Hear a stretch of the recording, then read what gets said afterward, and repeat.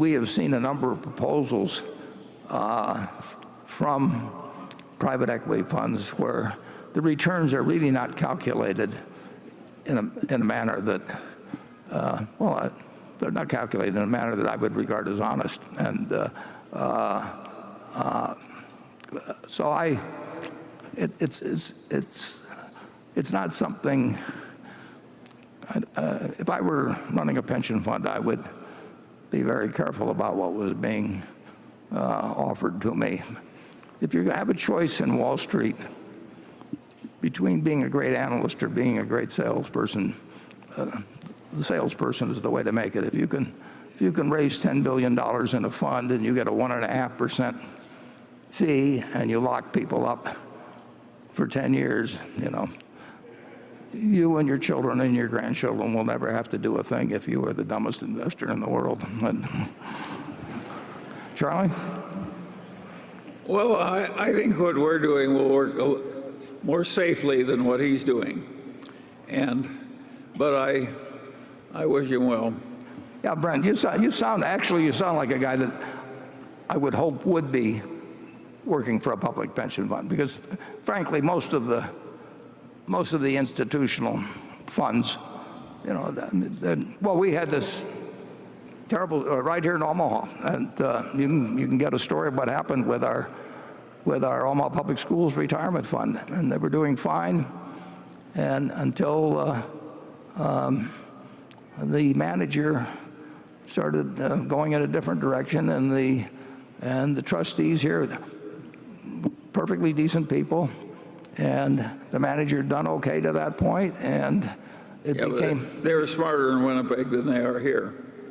Yeah, well, that was pretty bad here. It's not a fair fight, actually, usually when a bunch of public officials are listening to people who are motivated to, who really just get paid for raising the money. Everything else is gravy after that. But if you run a fund and you get even 1%, of $1 billion, you're getting $10 million a year coming in, and if you've got the money locked up for a long time, it's a very one-sided deal. And I told the story of asking the guy one time in the past, why in the world can you ask for 2 and 20 when you really haven't got any kind of evidence that you are going to do better with the money than you do in the index fund? And he said, well, that's because I can't get 3 and 30. What I don't like about a lot of the pension fund investment is I think they like it because they don't have to mark it down as much as it should be in the middle of the panics.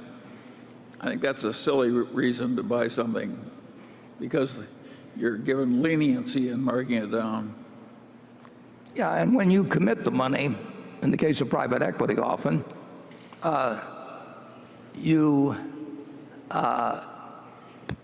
they don't take the money, but you pay a fee on the money that you've committed. And of course, you really have to have that money to come up with it at any time.